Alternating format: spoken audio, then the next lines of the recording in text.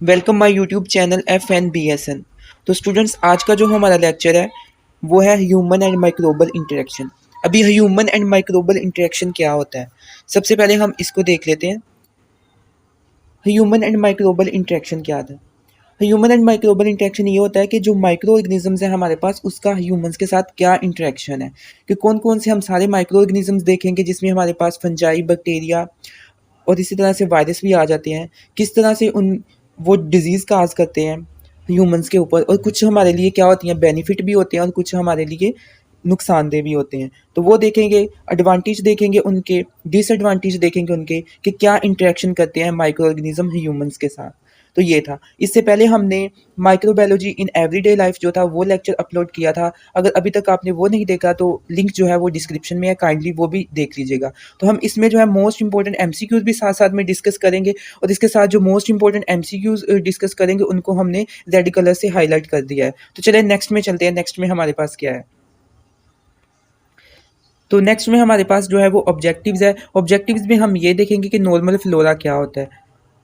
ठीक है, सबसे पहले हम देखेंगे कि नॉर्मल जो फ्लोरा है ये क्या है, फिर देखेंगे differentiate between resident and transient normal flora, फिर नॉर्मल फ्लोरा का जो है वो बेनिफिशियल रोल क्या है हमारे ऊपर। ठीक है, नॉर्मल फ्लोरा। इसके बाद नोजोकोमियल इन्फेक्शंस देखेंगे, फिर नोजोकोमियल इन्फेक्शंस को किस तरह से हमने ट्रीटमेंट करना है, उसका किस तरह से उसको कंट्रोल करना है, ये देखेंगे। इसके बाद जो देखेंगे, इसके बाद हमने देखना है कि पैथोजेनिक माइक्रोब्स एंड डिजीज़। फिर हम डिजीज़ के बारे में पढ़ेंगे जिसमें हमारे पास परटूसीज़ हैं, मम्प्स हैं, मीज़ल्स है, पोलियो है, इन्फ्लुएंजा है, और इसी तरह से दूसरी भी डिजीज़ हम देखेंगे। तो चलिए नेक्स्ट में चलते हैं। तो नेक्स्ट में हमारे पास सबसे पहले है, हमारे पास जो है वो नॉर्मल फ्लोरा है। अब नॉर्मल जो फ्लोरा है इसका जो दूसरा नाम है उसको हम माइक्रोबायोटा कहते हैं। ठीक है, normal flora is also called microbiota. अब माइक्रोबायोटा क्या होता है, ये नॉर्मल फ्लोरा क्या होता है? ये एक्चुअली में मिक्सचर ऑफ माइक्रो ऑर्गेनिजम्स होता है। मिक्सचर ऑफ माइक्रो ऑर्गेनिज्म में क्या क्या आता है? Bacteria and fungi. लेकिन जो मोस्टली हमारे पास जो होता है, vast majority of normal flora are bacteria. ज्यादा मेजोरिटी में हमारे पास बैक्टीरिया होता है। मिक्सचर ऑफ माइक्रो ऑर्गेनिज्म तो है या बैक्टीरिया एंड फंजाई, लेकिन ज्यादा जो मेजोरिटी में वो क्या है, बैक्टीरिया पाया जाता है हमारे पास।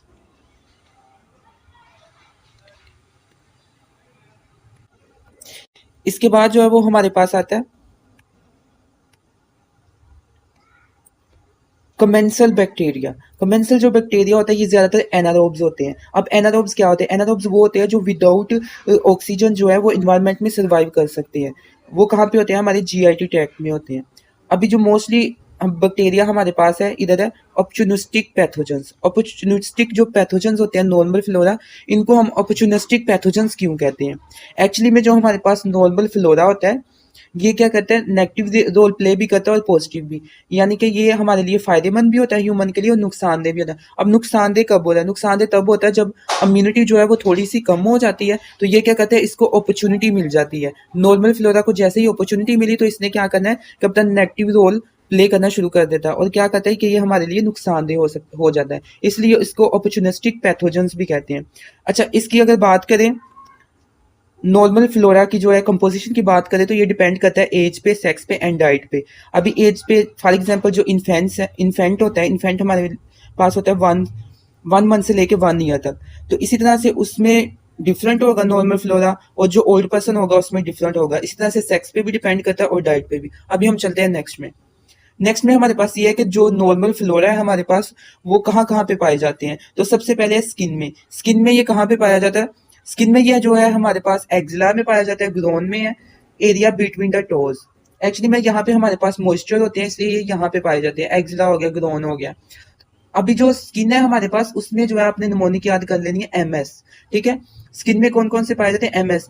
एम से हमारे पास है माइक्रोकोकस एसपी, और एस से आपने याद रखा स्टेफिलोकोकस एपिडर्माइडस। तो ये जो हमारे पास बैक्टीरिया है ये पाए जाते हैं स्किन में। तो इसी तरह से हम देखते हैं कंजक्टिवा। कंजक्टिवा क्या होता है? कंजक्टिवा होती है आईलेट जो हमारी होती है उसकी लाइनिंग होती है। तो वहां पे कौन कौन से बैक्टीरिया पाए जाते हैं ये भी हम देख लेते हैं। तो वहां पे जो बैक्टीरिया पाए जाते हैं वो हमारे पास है पीसीएस के नाम से, आपने याद रख लेना। ठीक है, तो वो हमारे पास पी से क्या है, हमारे पास प्रोपीपोनी बैक्टीरियम एक्टिनाइज है, और सी से हमारे पास है कोनी बैक्टीरिया है, और जो एस से हमारे पास एस एपिडर्माइडस है। तो ये जो है ये आपने याद रख लेने हैं। जो बैक्टीरिया है उसका मोस्टली जो है वो क्वेश्चन पूछ लिया जाता है कि कौन सा बैक्टीरिया जो है वो कहाँ पे पाया जाता है।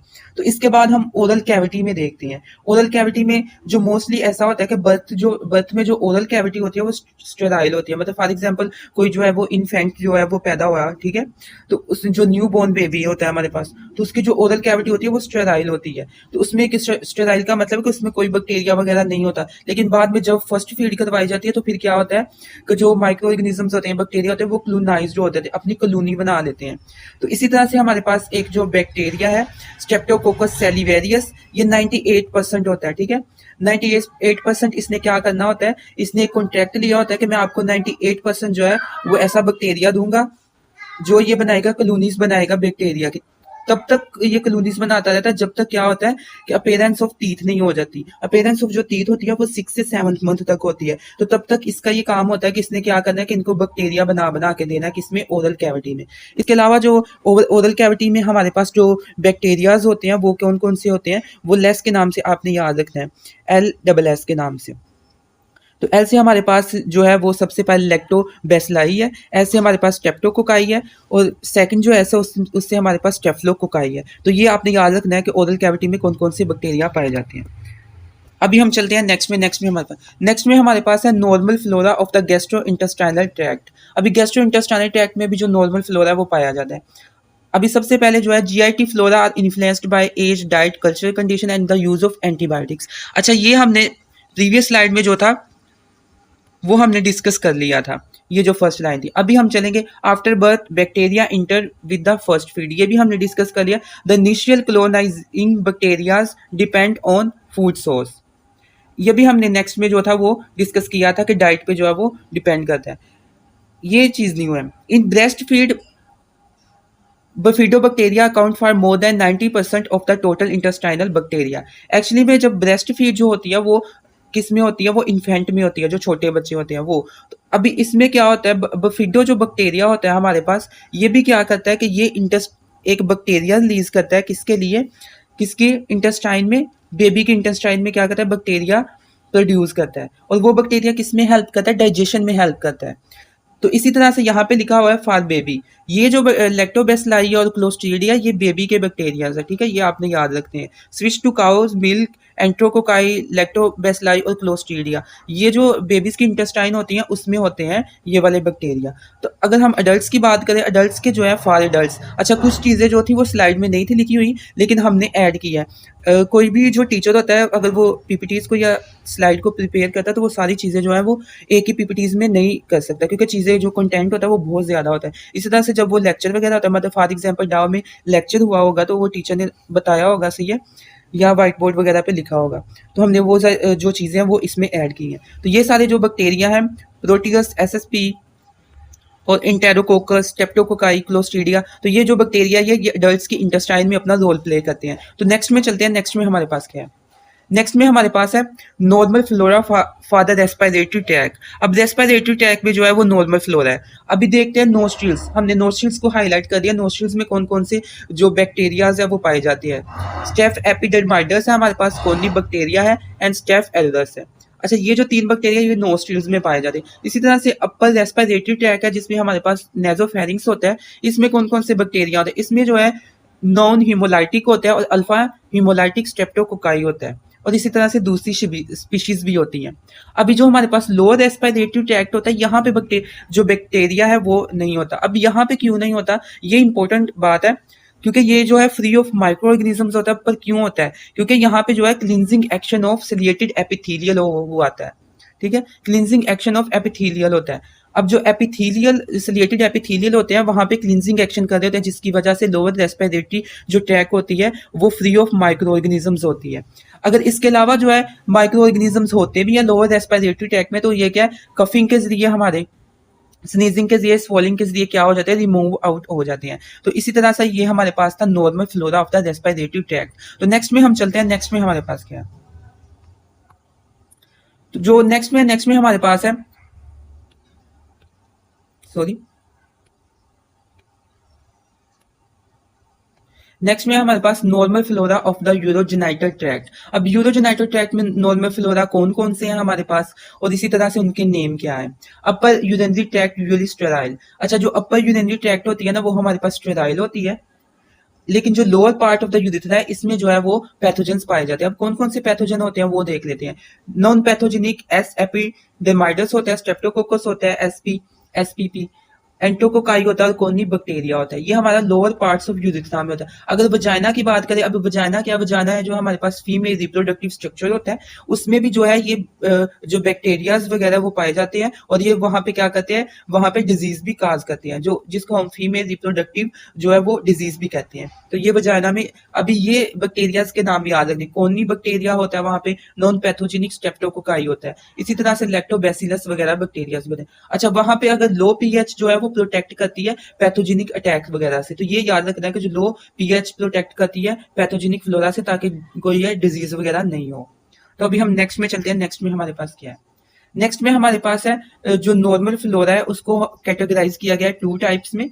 अभी उनके टू टाइप्स में हमारे पास रेजिडेंट एंड ट्रांजिएंट जो फ्लोरा है ये है, तो ये मोस्ट इंपॉर्टेंट है एमसीक्यूज के लिए, इसका डिफरेंस पूछ लिया जा सकता है। तो काइंडली जो रेजिडेंट है ट्रांजिएंट जो फ्लोरा है वो आपने अच्छे से याद कर लेना। अब रेजिडेंट और ट्रांजिएंट फ्लोरा क्या होता है। रेजिडेंट फ्लोरा रेजिडेंसी से निकला है, ये रहता है परमानेंट रहता है एक जगह पे, और ट्रांजिएंट टेम्परेरी, टी से ट्रांजिएंट और टी से टेम्परेरी, ये टेम्परेरी तौर पे रहता है। अब रेजिडेंट फ्लोरा को देख लेते हैं। Consist of relatively fixed type of micro organism, ये जो होता है fixed type of micro organism होते हैं और regularly found in a given area, ठीक है, ये परमानेंटली रहते हैं, रेजिडेंट होते हैं, ठीक है। और ये जो है ये अपने आप को अगर डिस्टर्ब्ड होते हैं, अच्छा डिस्टर्ब्ड किस लिए होते हैं, हमने पिछली स्लाइड में पढ़ा था कि ये जो बैक्टीरियाज हमारे पास होते हैं ये डिस्टर्ब होते हैं एंटीबायोटिक्स से, सही है, तो ये अपने आप को रीएस्टैब्लिश इटसेल्फ खुद ब खुद ही रीएस्टैब्लिश भी कर लेते हैं। तो ये किसकी हमारे पास कैरेक्टरिस्टिक है, ये रेजिडेंट जो फ्लोरा होता है वो अपने आप को रीएस्टैब्लिश भी कर लेता है। ट्रांजिएंट ट्रांजिएंट जो फ्लोरा है वो देखते हैं। ट्रांजिएंट जो फ्लोरा हमारे पास होते हैं कंसिस्ट ऑफ नॉन पैथोजेनिक और पोटेंशियली पैथोजेनिक माइक्रो ऑर्गेनिजम्स होते हैं हमारे पास। ये इनहिबिट करते हैं स्किन और म्यूकस मेम्ब्रेन को फॉर आवर्स के लिए और डेज के लिए, क्योंकि ये टेम्परेरी तौर पे होते हैं, इसलिए इनका जो एक्शन है फॉर आवर्स होगा या डेज के लिए होगा। It is derived from the environment, doesn't produce disease, doesn't establish itself permanently on the surface, ठीक है, ये परमानेंटली नहीं होते। तो यही इनका मेन डिफरेंस है रेजिडेंट और ट्रांजिएंट फ्लोरा का। अभी नेक्स्ट में चलते हैं। नेक्स्ट में हमारे पास क्या है, members of the transient floras are generally of little significant as long as the normal resident flora remains intact. तो ये जो डिफरेंस ऊपर जो पड़ा है सेम वही बात यहाँ पर भी उसने कही है। अब resident and transient flora, if the resident flora is disturb, transient microbes may colonize, proliferate and produce disease। अब यहाँ पे उसने कहा है कि जो हमारे पास रेजिडेंट फ्लोरा है वो डिस्टर्ब्ड हो गया थ्रू द एंटीबायोटिक्स, लेकिन जो ट्रांजिएंट हमारे पास माइक्रोब्स होगा वो क्या करेगा, वो अपनी कॉलोनीज बना लेगा, फैलना शुरू कर देगा और वो डिजीज काज करना शुरू कर देगा। तो ये यहाँ पे ये बताया गया। नेक्स्ट में चलते हैं। नेक्स्ट में हमारे पास क्या, नेक्स्ट में हमारे पास है कि जैसे जो नॉर्मल फ्लोरा है हमारे पास, जिसको हमने माइक्रोबायोटा भी कहा था, जिसका सेकंड नाम माइक्रोबायोटा था, इसके अब हम फायदे देखेंगे, ठीक है, बेनिफिट्स देखेंगे। अब ये क्या क्या बेनिफिट्स हमें देता है, यहाँ पे ये हीरो का काम कर रहा है, ठीक है, और जहाँ पे हमें फायदे नहीं था दे रहा वहाँ पे विलन का काम कर रहा था। और विलन का काम कब करता था, जब जो ह्यूमन की इम्यूनिटी है जब वीक हो जाती है तो वहां पे क्या करता है, अपॉर्चुनिस्टिक पैथोजन बन जाता है और क्या करता है कि बॉडी को हार्म करना शुरू कर देता है। तो अभी हम चलते हैं बेनिफिट्स ऑफ नॉर्मल फ्लोरा क्या है। अच्छा, ये क्या काम करता है, synthesis and excretion of vitamin B group and vitamin K. अब ये क्या करता है, विटामिन के को बनाता है हमारी बॉडी में, जो हमारी बॉडी की रिक्वायरमेंट होती है। Prevent colonisation of pathogen by competing for attachment sites और फॉर एसेंशियल न्यूट्रिएंट्स। अच्छा, ये क्या करता है कि जो दूसरे मतलब पैथोजेंस होते हैं उन्होंने आके क्या अटैचमेंट करनी होती है बॉडी में, और ये क्या करता है कि जो स्पेसिस खाली होती हैं वहां पे जाके खुद ब खुद जो है वो अटैच हो जाता है, ठीक है। तो ये वहां पे क्या करता है कि हमें एडवांटेज देता है, ठीक है, और प्रिवेंट करता है कहाँ किससे, जो पैथोजेंस होते हैं उनसे हमें बचाता है। अभी हम देखेंगे और भी इसके बेनिफिट्स देखते हैं। The normal flora also produces substances which inhibit और किल नॉन इंडाइजीनियस स्पीशीज पैथोजन। तो इनको क्या करता है, वो वहां पे जाके अटैचमेंट साइट्स पे जाके अटैच हो जाता है और इसी तरह से क्या करता है, इनहिबिट करता है जो नॉन पैथोजेंस हमारे पास होते हैं या पैथोजेंस होते हैं, ठीक है, तो उनको इनहिबिट कर ताकि जो स्पेस है वहाँ पे जाके अटैचमेंट कर लेता है, फिर वो स्पेस है वो खाली नहीं रहती, इसी तरह से वो पैथोजेंस इनहिबिट कर देता है उनको। अभी नॉर्मल फ्लोरा के और भी बेनिफिट्स देखते हैं। जो normal flora in general stimulates the development of certain lymphatic tissues parts of immunity system discuss किया गया है। नॉर्मल फ्लोरा क्या करता है कि हमारी इम्यूनिटी जो है उसमें रोल प्ले करता है, ठीक है। The normal flora in general stimulate the production of cross reactive antibodies. तो मेनली जो है यहाँ पे भी कहा गया है कि वो एंटीबॉडीज को क्या करता है, स्टिमुलेट करता है, उनकी उसकी प्रोडक्शन को स्टिमुलेट करता है। तो ये इम्यूनिटी में हमारे पास रोल प्ले करता है, यानी कि इम्यूनिटी को बढ़ाता है, डेवलपमेंट ऑफ इम्यूनिटी करता है। तो ये भी इसका काम है जो हमारे पास है नॉर्मल फ्लोरा, जिसको हमने माइक्रोबायोटा भी कहा था। तो इसका जो ये बेनिफिट्स है ये भी आपने अच्छे से याद कर लेने के बेनिफिट्स क्या क्या है। विटामिन के की सिंथेसिस करता है, और विटामिन के की सिंथेसिस किस कौन से नॉर्मल फ्लोरा के थ्रू होती है, श्रेकिया कोलाई ई कोलाई के थ्रू होती है। तो ये भी एमसीक्यूज के लिए आपने रिमेंबर कर लेना है। तो ये सारे इसके बेनिफिट्स लिखे हुए हैं।